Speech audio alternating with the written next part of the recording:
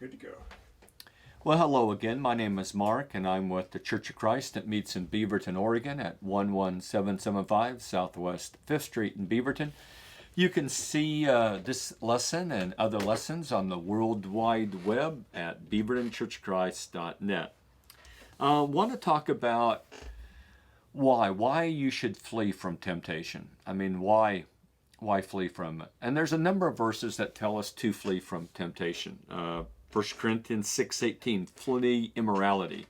And in that verse, the specific immorality under consideration is sexual immorality. That is, flee sex prior to marriage type of immorality. Abhor what is evil, cling to what is good. Romans 12:9. Flee idolatry. 1 Corinthians 10:14. Flee from these things, you man of God, and pursue righteousness. 1 Timothy 6:11. Flee from youthful lusts. 2 Timothy 2:2, and resist the devil, and he will flee from you. James chapter 4 and verse 7. Now, I've heard basically two objections to these passages, or what these passages are telling us to do. First of all, I've heard a person might think something like, well, fleeing, that doesn't sound very courageous. And particularly for a man, doesn't sound very manly or masculine to flee. But the truth is that everyone is presently fleeing from something or someone. Everyone is running to something, and everyone's running from something. And the key is to be running from the right thing, not the wrong thing. There's a passage in the book of Proverbs chapter 28, verse 1. The wicked flee when no one is pursuing. And there's a couple thoughts there. One is the idea that the wicked are people that are constantly looking over their shoulder because, at a very basic level, if you know you're doing wrong, you have a guilty conscience, and so there's a certain amount of paranoia that comes with that. A good example of, in our modern drug culture, there's a lot of paranoia on, like, hey, is that a policeman over there, or... I mean, when I drive around town, I have no paranoia about being pulled over by the police. But if you're up to no good, if you're dealing drugs, there is a particular amount of paranoia that you have concerning the police. And so that might be one idea, is that if you have a lot of paranoia, then often that probably means you're doing something you should not be doing. Number two, the wicked equally flee or can flee from something that is not a threat to them. And notice the verse, the wicked flee when no one is pursuing. No one's chasing them, but they're fleeing. And so I think it's the idea that they flee when they don't have to flee. They flee when nothing is really... They flee from things that are not threats. And I would say that a good example of this, a modern example of this, is that I'm not sure how many times I've been at a public place, coffee shop, something like that, having a discussion about the Bible, and the tables around me begin to empty because they don't want to hear about the Bible, and it's a threat to them. Now, really not a threat to them, it's because it's the greatest thing they could hear, and there's a lot of good things, but the wicked flee when no one is pursuing. That is, they flee from the wrong thing. Is that God's not a threat. God is, say, hey, here's salvation, okay? But they're fleeing from that. They're fleeing from what is in their best interest.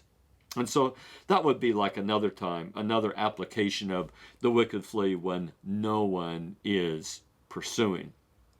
But another objection could be that, why should I flee from temptation? People tell me it's enjoyable, and I'm young and full of life and energy, and you're only young once. And why flee from something that promises such pleasure and happiness? And shouldn't I experience all that life has to offer? And if I flee, won't I miss out and regret my decision to opt out? Okay, so a lot of times you hear that. You hear like, hey, you're young, and it's unreasonable. It's unreasonable to tell young people to wait until marriage to have physical intimacy. It's unreasonable to tell people not to experiment with drugs or alcohol or whatever it may be, or experiment with things that are more on a dark and dangerous side is that you only live once and you should see what life has to offer, that it's very unreasonable to flee from what the Bible says to abstain from. Okay, so in this lesson I want to give, and it's not an exhaustive lesson because we only got so much time, but this is just a sampling in no particular order of some good reasons to flee from temptation, or from what the Bible would call or label as sin. Okay, so hear me out on this. Number one, sin is a cheap counterfeit to the real deal. All right. And we see this in the very first temptation with Adam and Eve in the garden, is that the devil cannot offer anything original, and the devil can't offer the real deal. He can only offer a toned down, knockoff version of the real thing. Because all he can offer to Adam and Eve is the forbidden fruit. That's all he can offer. He cannot offer something superior to what they have. Because what they have is a relationship with God, intimacy with God, where they talk to God. They have intimacy with each other where they're both naked and no one's ashamed and no one is self-conscious. Okay, they've got that sort of quality of relationship. And there are no walls or barriers between them. They are at perfect ease with each other. Now, how many marriages have that today where people are at perfect ease with one another and no one's lying to each other, no one's hiding money or shifting money from one another, and no one's cheating on one another, whether physically or emotionally, etc. And you've got this, there's no barriers between you and her, there's no walls between you and her, and no one is self-conscious. Wow. I mean, people would give everything they own to have a relationship like that today. So, the devil cannot create anything new or superior to what God has created. He cannot improve upon what God has created. So the devil cannot offer a superior level of sexuality than the one God created. And he cannot offer a better relationship than marriage that God created. He cannot improve upon that. All he can offer is some inferior knockoff, some short-term, flash-in-a-pan sort of knockoff. That's all he can do. For example, as a substitute for marriage, the devil can offer a living-together relationship, but the living-together relationship is a poor replacement for marriage. And I think a lot of non-Christians who are living together would agree with me. That is, I don't know how many women I run into that are living with a boyfriend and given the choice, they would much rather be married. But he won't commit. And they realize that it's not the same thing as marriage. And they realize that it's a poor knockoff to marriage. It's not the real deal. One writer noted, despite the fact that individuals who live together before marriage have a greater rate of divorce than those who do not, many who read the statistics simply don't believe them. They do not believe their chances of divorce increase if they live together before marriage. Surveys show that there is a negative cohabitation effect. Couples who live together before marriage tend to be less satisfied with their marriages and more likely to divorce than couples who do not. That was from the New York Times. The downside of cohabiting before marriage, April 24th, 2012, by Meg J. All right. As someone said, living together is involvement, marriage is commitment. All right. The very fact that there are people that hesitate on getting marriage but live together are by their very actions acknowledging they're not the same thing. One does not demand as much of you as the other one. One does not scare people, one scares people. Okay, yeah. All right. Book of Hebrews 11:25 said that Moses decided to take his lot with the people of God and suffer the reproach of Christ rather than to enjoy the passing pleasures of sin. And that's Hebrews 11:25, which Whatever pleasure sin offers is not long-term, and it won't last, and it's temporary. Okay. In fact, there's a lot of studies that confirm that are coming in now for our culture. Here's one. Very religious couples enjoy higher quality relationships and more sexual satisfaction than less religious or secular couples, according to a new study by the Institute for Family Studies and the Wheatley Institution. The report looked at 4 key outcomes: relationship quality, fertility, domestic violence, and infidelity among couples in religious, mixed, and secular marriages in 11 countries around the world. It asked, is faith a good global force for good or ill in the family? Great question. Overall, religion is good for couples, the study concluded. Those who attend religious services together are more likely to say their relationships are marked by satisfaction, commitment, attachment, and stability. Nearly 50% of women in couples with a shared faith reported being satisfied with their sexual relationship, compared to just 32% of women in secular or mixed religion couples. Interesting study there. All right. Another point here. The temptation is often better than the actual sin. Okay. We see this again in the original or first temptation in the garden. Notice the transition between Genesis 3:6 and verse 7. When the woman saw that the tree was good for food, and that it was a delight to the eyes, and that the tree was desirable to make one wise. That's the anticipation. That's all anticipation. Okay. She took from its fruit and ate. She gave also to her husband with her, and he ate. Then the eyes of both of them were opened, and they knew that they were naked, and they sewed fig leaves together, and things go downhill from that point. All right. Did you notice something? First of all, the text says nothing about how Adam and Eve felt when they ate. There's nothing said about the quality of the experience. That verse, those 2 verses go from heightened anticipation. Wow, looks good. I'm told it will make me like God and make me wise. All anticipation. Nothing is said about the actual experience itself. Did it taste better than any other fruit? Was it like, wow? Nothing about that. And immediately we go to consequences. Their eyes are open. Hey, we're naked. And then downhill from that point. Did you observe that the fruit seems so promising and alluring before they eat it? Nothing is said about the actual eating experience. The text immediately jumps from anticipation to major letdown. And a lot of sin is like that. Big buildup. Major anticipation. This is it?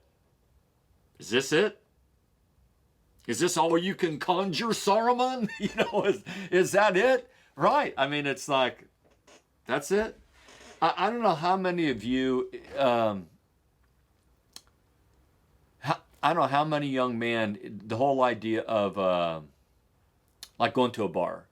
I mean, before you turn 21, it's like, wow, that's some magical place. That's some magical place.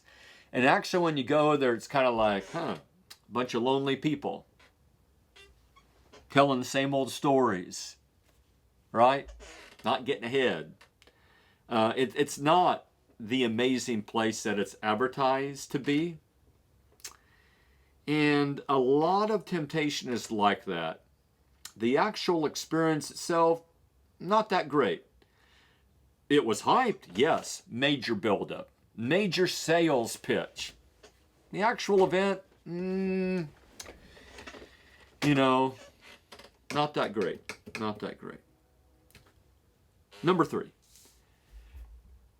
When I yield to temptation, I'm buying more than I think I'm buying.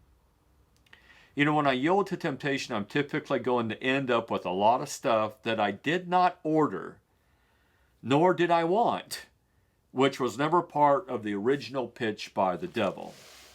Adam and Eve are that way. You'll be like God. You'll know good and evil. Okay, but you never taught us that we will, all of a sudden, we will become very self-conscious. All of a sudden, walls will come up between me and Eve. I will throw her under the bus. I don't have fellowship with God anymore. Thorns and thistles start to grow. She has increased pain in childbirth. Wait a minute. That was not part of the original contract. And that's the way temptation is. It's like, oh, I didn't know it came with that, and that. I didn't sign up for that. Proverbs 23 is a similar verse where it says in verse 29, who has woe, who has sorrow, who has contentions, who has complaining, who has wounds without cause. Yeah, I didn't sign up for that. But that's not what, you're not told that about alcohol. That's not the way alcohol is sold in our culture. That's not the way it's advertised in the culture. But that's also what you're signing up for. Number 4. So, how is this going to work? Okay, so I'm going to do the sin thing. Okay, I'm going to yield to temptation. Which means I'm not going to do the God thing. Which means I'm not going to submit to God, bow the knee to God. I'm not going to obey God. I'm not going to trust God. I'm going to trust me. My own human thinks so. Okay? So I am going to opt for selfishness. I want to do what I want to do. All right. So how's that going to work? So if I yield, how is happiness and contentment and satisfaction going to arrive in my life if I'm taking the road of I want to do what I want to do? How's that going to work? Because I don't think it's going to work. I mean, doing what I want to do never results in self-control, patience, love, kindness, gentleness, genuine happiness, satisfaction. Never results in that. It results in never being satisfied. It results in it's never good enough. It results in becoming very hard to please and hard to live with. That's what it results in. In Romans 1, we see that. In Romans 1, people knew about God, but the text says they did not want to have God in their knowledge. That's what the text says. Verse 28, Romans 1. And then the baggage shows up. Verse 29, being filled with all unrighteousness, wickedness, greed, evil, full of envy. See, full of envy that's the result of selfishness. I'm always envying the person that looks like that have more than me. That's not fair. I should have that. It's never good enough. Murder, strife, drama relationships, burning your bridges, undermining your relationships, sabotaging them, deceit. You're a liar. You don't tell the truth. You try to build yourself up too much. You try to cover over things. Malice, desire to injure people. They are gossips. You backbite. You backstab. That's what you do when you're selfish. Slanderers. You try to tear people down. Haters of God. You don't like what God says because God's condemning you. For good reason. Insolent. Arrogant. You know better. I know better. I don't need to follow the Bible. I know what I'm doing. I don't need any advice. Arrogant. Boastful. I'm the man. Inventors of evil. We don't have enough evil, we need more evil. I'm kind of bored with the evil we have, so I will invent more evil. That's what people do when they're selfish. I'm getting tired. This is old hat now. Disobedient to parents. You resent authority. Without understanding. No one can reason with you now. You're not convinced by the facts. People can give you a mountain of evidence, not going to believe. Untrustworthy. You don't keep your word. You don't keep your commitments. Start one marriage, end it, etc. You just go from one relationship to another. You don't keep your commitments. If a commitment starts costing you, you get out of it because it's all about you, buddy. Let the other person suffer for it. You don't honor your commitments. Untrustworthy. Unloving. You can't you don't know how to love anymore. Because it's all about you. The only person you love is yourself. Which even then you're not really loving yourself, because if it really loved yourself, you would take good care of yourself. And when you're selfish, you don't take good care of yourself in the true sense of the word. Unmerciful. Boy, how is that going to work in a relationship, in a marriage? Unmerciful. Remember, Jesus says, you don't show any mercy, you don't get any mercy. Yeah. So, that pattern is predictable. That is not the only place that we see it in Scripture. We see it in Galatians chapter 5 as well. That is, if you walk according to the flesh, and the flesh is me first, get out of the way, me first. I'm getting mine. But I say walk by the Spirit, and you will not carry out the desire of the flesh. Galatians 5:16. For the flesh sets its desire against the Spirit, and the Spirit against the flesh. For these are in opposition to one another, so that you may not do the things that you please. They go in different directions. You cannot do both at the same time. You cannot create the fruit of the Spirit in your life and live for yourself.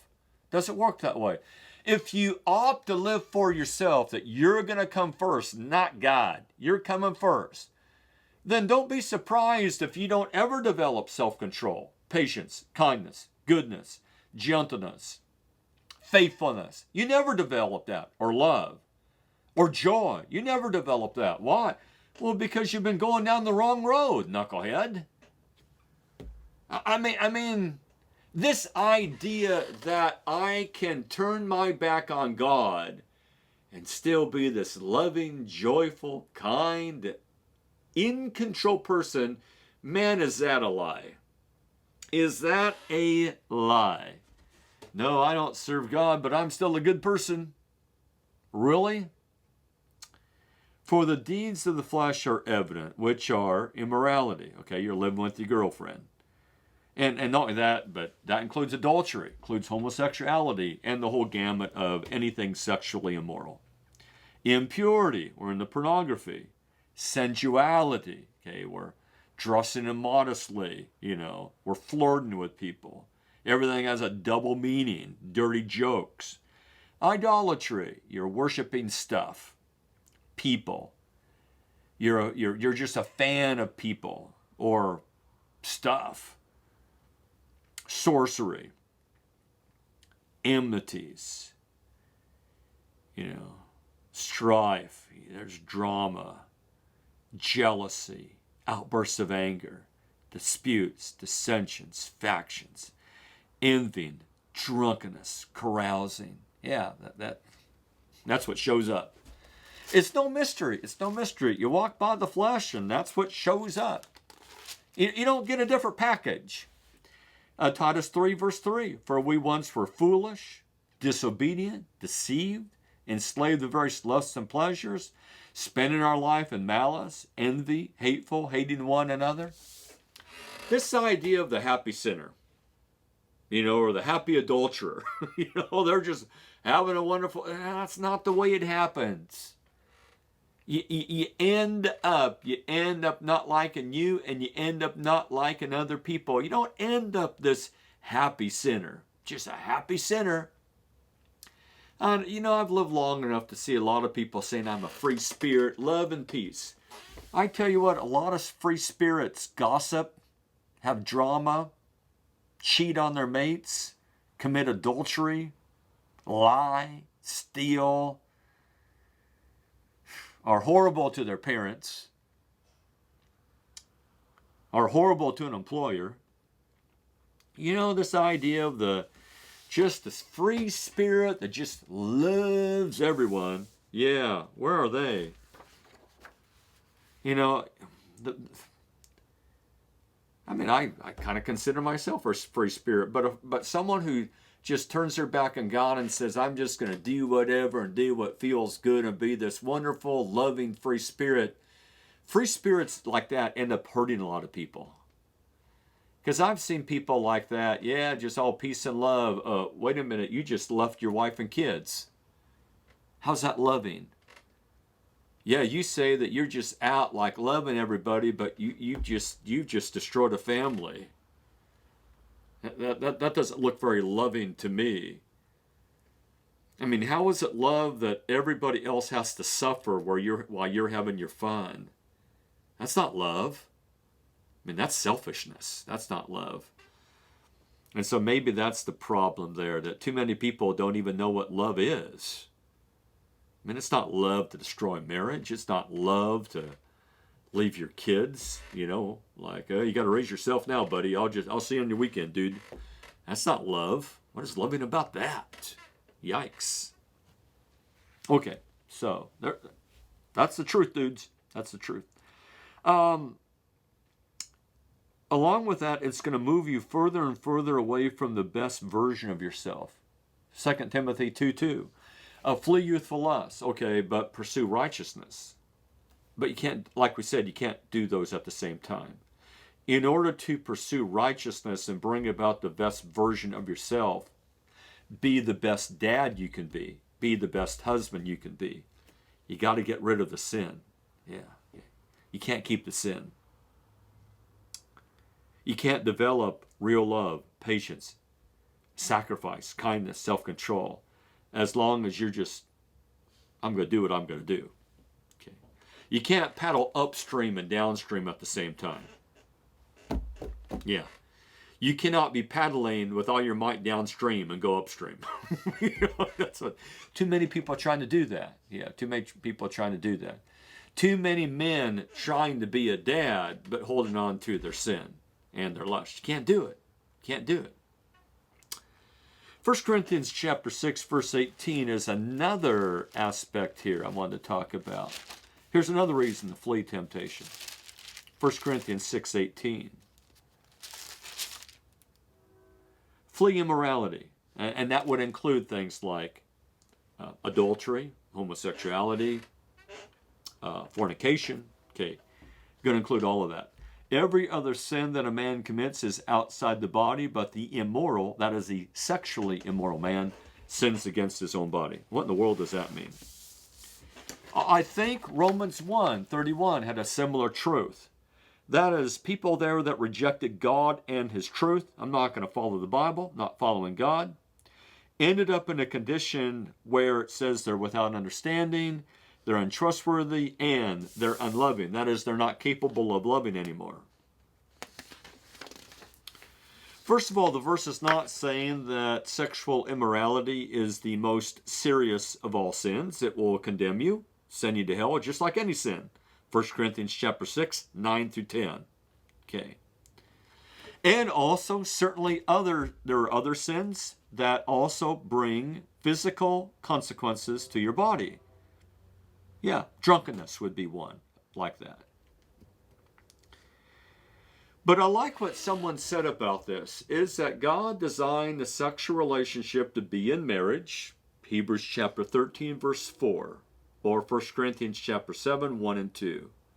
Because of immorality, let each man have his own wife, and each woman have her own husband. Okay? Let marriage be held in honor among all, but fornicators and adulterers God will judge, God will condemn.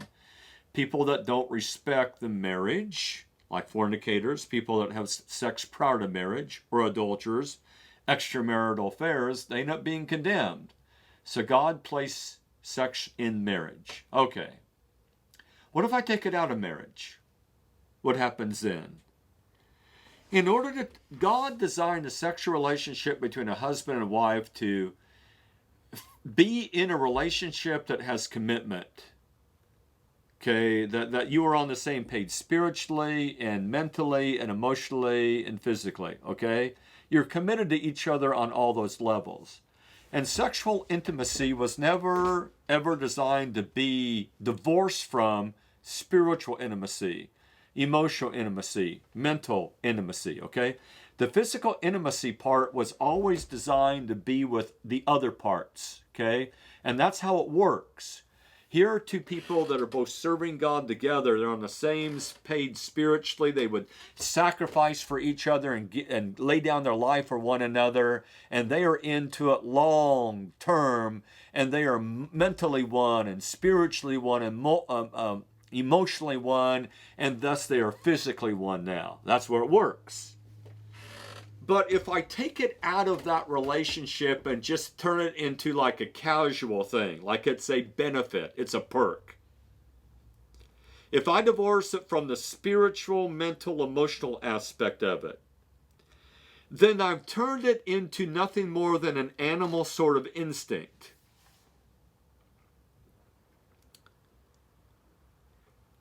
And the danger is,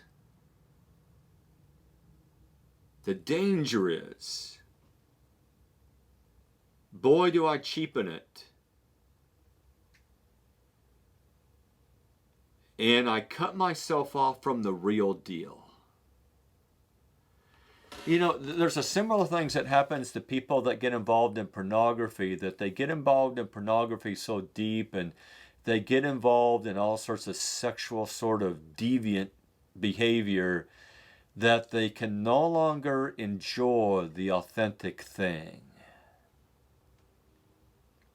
And I think that's the warning that Paul is throwing at you in 1 Corinthians 6:18.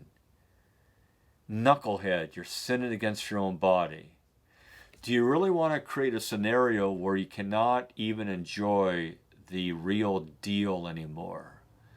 That in order to have any sort of enjoyment, whatever, that you have to create some dark, sinister sort of behavior that goes along with this, that you have so deadened yourself to the emotional, mental, spiritual intimacy that is there, that you have to have the most perverted form of something just to enjoy it. I think that's what he's warning you about. I mean, it's almost like someone that gets addicted to drugs and no longer does life, just the joys of life give them satisfaction, is that they have to create this artificial stimulus now. And even that doesn't help them. They just have to have one thing after another. It's almost like they fry their system and nothing can give them joy anymore. That whatever hit they get from heroin doesn't give them amazing joy anymore. It just gets them back to close to normal. So I think the warning is, don't go into sin and darkness and temptation where you cannot enjoy even being in a normal relationship with your wife anymore. Wow. And you just become this dark, degraded person. Yeah. So, I do not want to become someone incapable of keeping my commitments when they require a lot of me. There are people that are now incapable of that. Or telling the truth. They are now habitual liars. Or accepting the truth. There are people that run from the truth. Or submitting to the truth. There are people in Portland that are just running from the truth. And they're also incapable of actually being upfront and honest with you, because they've just yielded to sin so long. There are people in Portland that will not even listen to advice anymore. They're incapable of that. There are people in Portland that are incapable of having a normal, loving relationship now. That there has to be some darkness about it to get any joy out of it. There are people in Portland that are incapable of being patient, forbearing, forgiving, and dealing with imperfect people. So they're all by themselves. And there are people in Portland that cannot have a discussion, a disagreement, without yelling and screaming and arguing and losing control. They can't have a civil discussion anymore when someone disagrees with them. And there are a number of people in Portland that can't have any fun and can't relax without some level of self-medication of alcohol or some other form of drugs. And I don't want to become that person. And I don't think you want to become someone like that either. And maybe you are. Maybe you are. And only God can help you. Only the Bible can help you. The Bible says, he that believeth and is baptized shall be saved. Mark 16:16. Yeah.